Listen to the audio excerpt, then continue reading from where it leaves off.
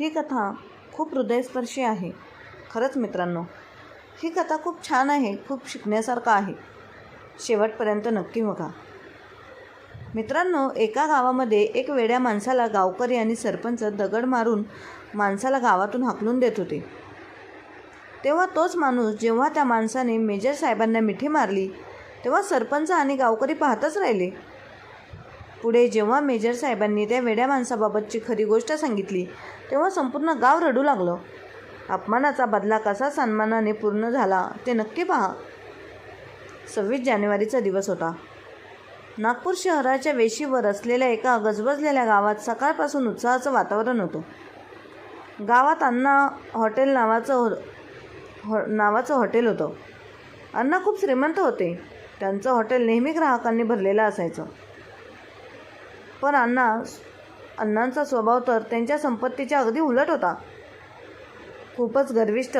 त्यांच्या हॉटेलच्या बाहेर गरमागरम समोसे तळत होते. वाफाळलेल्या समोसांचा सुगंध सगळीकडे पसरलेला होता. तिथल्या जवळ एक वेडा समजला जाणारा माणूस फाटके कपडे घालून बसलेला होता.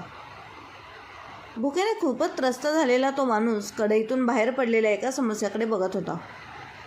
तो समोसा चुकून खाली पडला होता. तो माणूस तो समोसा उचलायला हात पुढे करायचा तेव्हाच अण्णांचं लक्ष गेलं आणि मोठ्याने ओरडले, "अरे भिकाऱ्या, हात इथून. तुझ्यामुळे माझ्या हॉटेलात येणारे ग्राहक दूर पळून जायला लागले आहेत." तुझा अवतार पाहून अण्णांचा पारा चढला. त्या वेड्या माणसाची तिथे उपस्थिती नको होती. तसं दुरून वंदे मातरम आणि भारत माता की जयच्या घोषणा ऐकू येत होत्या. शाळेतील मुलांची प्रभात फेरी ढोल ताशाच्या गजरात हॉटेलच्या समोरून जात होती. मुलांच्या हातात तिरंगा आणि त्यांच्या चेहऱ्यावर एक वेगळीच चमक होती. तो वेडा माणूस होता जो क्षणभरापूर्वी समोश्यासाठी हात पुढे करत होता, पण अचानक तो ताठ उभा राहिला. तो भुकेलेला होता तरी समोसा विसरला आणि अत्यंत शिस्तीत आपला हात कपाळाला लावून त्या प्रभात फेरीला पाहत होता. तिरंगेला सॅल्यूट करताना त्याच्या डोळ्यात काहीतरी वेगळी निष्ठा दिसत होती. पण हे सगळं पाहुणे अण्णांचा राग शांत झाला नाही. ते पुन्हा जोराने ओरडले, "तुला सांगितलं ना रे, इथून जा म्हणून." असं म्हणून अण्णाने बाजूला पडलेले एक जाड काठी उचलली आणि त्या माणसाच्या पायावर जोरात मारली. काठीचा आवाज झाला आणि त्या माणसाच्या चेहऱ्यावर वेदनेची एक लकीर उमटली. पाय त्याचा लटपटला, पण आश्चर्य म्हणजे त्याचा हात खाली उतरला नाही. अंगात कळ येत असतानाही तो तसाच ताठ उभा राहून सलामी देत राहिला.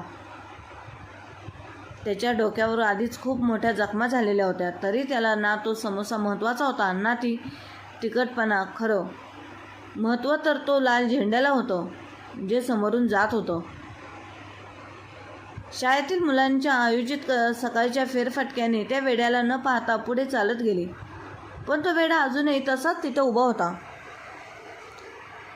तसंच असं असताना ट्रॅक्टरचा आवाज आला आणि काही पोलीस धावत येऊन म्हणाले, "चला चला, बाजूला हटा, रस्ता मोकळा करा."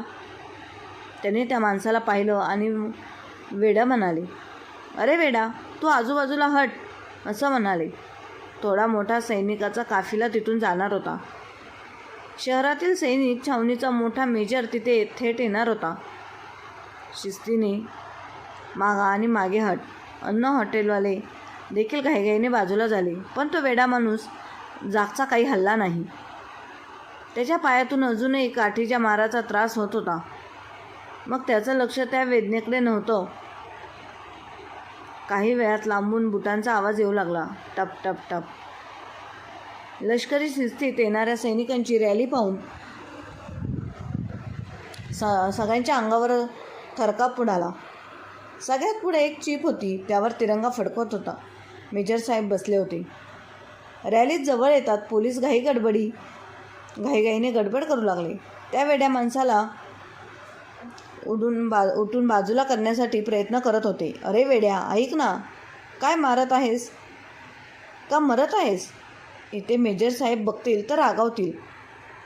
पण जसं मेजर साहेबांची त्यांची जीप जी हॉटेलच्या समोर आली, तो वेडा माणूस पायात वेदना असूनही अजून जास्त जोमाने ताठपणे उभा राहिला आणि त्याने पुन्हा एकदा आपल्या हाताने कपाळाला हात लावून सलाम केला.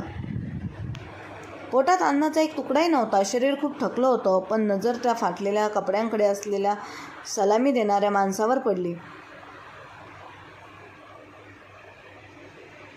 तेव्हा मेजर साहेबांनी अचानक ड्रायव्हरला इशारा केला, गाडी थांबवा.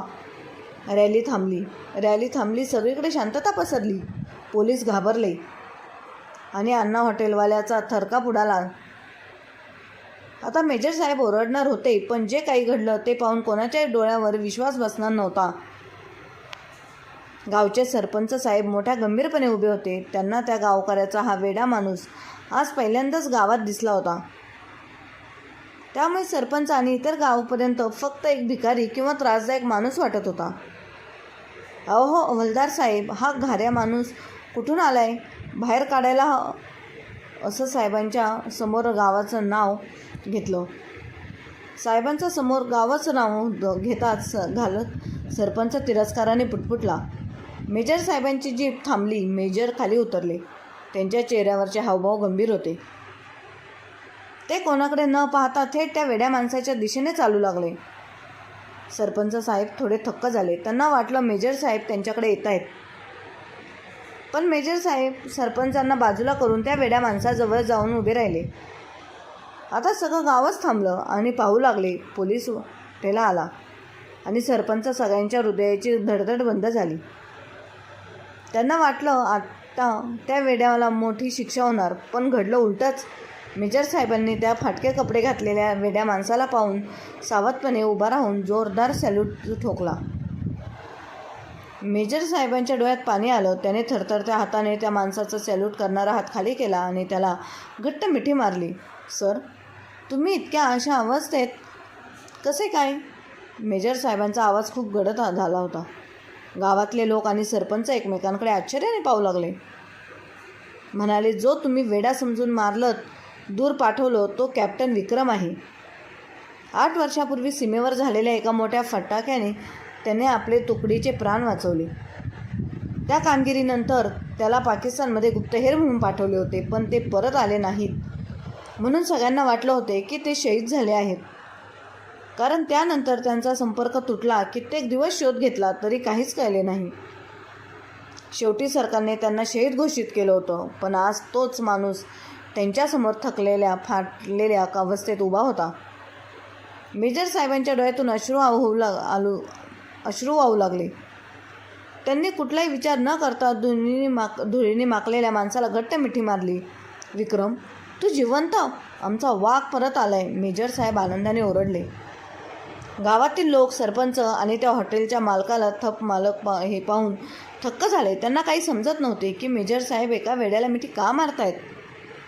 मेजर साहेब मागे वळा आणि गर्जना करा. अरे गावकऱ्यांनो, ज्याला तुम्ही वेडा म्हणून हिणवलं, मारलं, तो सामान्य माणूस नाही आहे. तो आमचा कॅप्टन विक्रम आहे. देशाच्या सुरक्षिततेसाठी हा माणूस शत्रूच्या गटात गुप्तहेर म्हणून गेला होता. तिथल्या छळामुळे कदाचित त्याची आठवण कमी झाली असेल, पण तुम्हीच बघा, त्याची देशभक्ती अजूनही ताजी आहे. स्मृती हरवलेली असताना सुद्धा प्रभात फेरी पाहता पाहता त्याच्या हातातला सैनिक शिस्तीची सलामी आठवली. मेजर साहेबांनी त्या माणसाच्या पायावर काठीचा वळण पाहिला आणि त्यांचा चेहरा राग आणि लाल झाला. कोणी मारलं माझ्या साहेबांना? त्यांनी ओरडून विचारलं.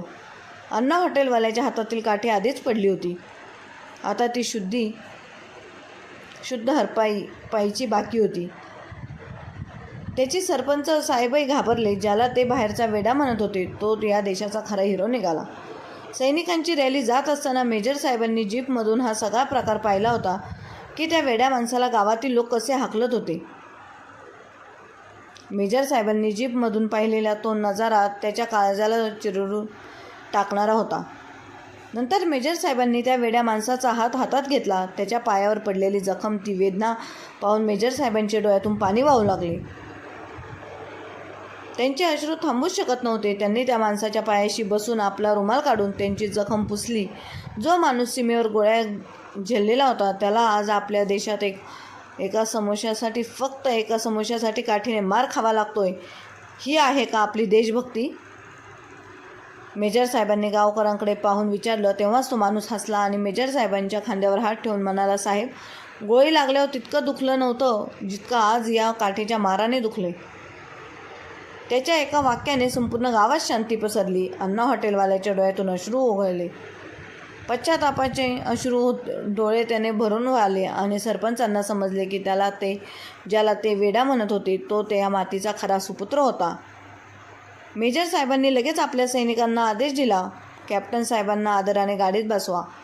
आज या गावाला नाही तर संपूर्ण देशाला यांचा अभिमान वाटायला हवा. निघताना मेजर साहेबांनी हॉटेलवाल्याकडे आणि सरपंचांकडे एक कटाक्ष टाकून म्हणाले, श्रीमंती पैशाने येते अण्णा, पण लायकी कमवायला ना कॅप्टन विक्रम व्हावं लागतं. आज तुम्ही एका सैनिकाचा नाही तर या देशाच्या सन्मानाचा अपमान केला आहे. कॅप्टन विक्रमला त्यांच्या जीपमध्ये बसवलं. जीप सुरू झाली आणि कॅप्टन विक्रमनी थरथरात्या हाताने गावाला सलामी दिली. गावकऱ्यांच्या डोळ्यात पाणी आलं होतं, तर अण्णा हॉटेलवाला मात्र आपल्या हातातील ती काठी बघून आयुष्यभर पश्चाताप करत तिथेच बसून राहिला. मेजर साहेबांनी कॅप्टन विक्रमला ताबडतोब लष्करी दवाखान्यात रुग्णालयात दाखल केलं. त्यांच्या डोळ्याला झालेला जुना जखम आणि अनेक वर्षांचा मानसिक त्रास यामुळे त्यांची स्मृती थोडीशी गमावलेली होती. पण तज्ज्ञ डॉक्टरांच्या उपचारांनी आणि मेजर साहेबांच्या सोबतीने हळूहळू चमत्कार झाला. एके दिवशी सकाळी कॅप्टन विक्रम यांनी डोळे उघडले आणि समोरच्या तिरंगाकडे बघत म्हणाले, जय हिंद, जय हिंद. त्यांची आठवण परत आली होती. काही महिन्यांनी कॅप्टन विक्रम पुन्हा त्याच गावात परतले. पण यावेळी त्यांच्या अंगावर फाटके कपडे नव्हते तर लष्करी गणवेश होता. संपूर्ण गावाने त्यांचं जोरदार स्वागत केलं. कॅप्टन विक्रम यांनी ठरवलं की आता शहरात न जाता आपल्या गावातील मातीतील तरुणांना देशसेवेची तयारी करायला लावायची. त्यांनी गावात सैनिक प्रशिक्षण सुरू केलं. सगळ्यात मोठा बदल झाला होता तो अण्णा हॉटेलवाल्याच्या ठिकाणी. त्या दिवशीची घटना त्या दिवशीच्या घटनेनंतर अण्णांचं आयुष्य पूर्णपणे बदललं होतं. ते फक्त माफीच मागत नव्हते, तर कॅप्टन विक्रमच्या कामात आपला हातभार मनापासून लावू लागले होते. अण्णांनी आपल्या हॉटेलच्या कमाईतील मोठा भाग आता प्रशिक्षण केंद्रासाठी द्यायला सुरुवात केली. एवढंच नाही तर प्रशिक्षणासाठी येणाऱ्या प्रत्येक मुलाच्या राहण्याची आणि चांगल्या जेवणाची जबाबदारी अण्णांनी स्वतःहून उचलली. आज त्या गावात एक वेगळं दृश्य दिसतंय.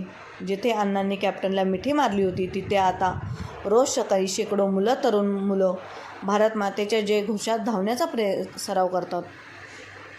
कॅप्टन विक्रम मुलांना शिस्त आणि देशभक्ती शिकवतात. मग अण्णा हॉटेलवाला मोठ्या अभिमानाने त्या गावकरी भावी सैनिकांना जेवण वाढतो, समोसे देतो. तर मित्रांनो, आपल्याला या गोष्टीतून असं शिकायला मिळतं की माणूस कितीही चुकला तरी त्याला सुधारण्याची संधी नक्की मिळेल.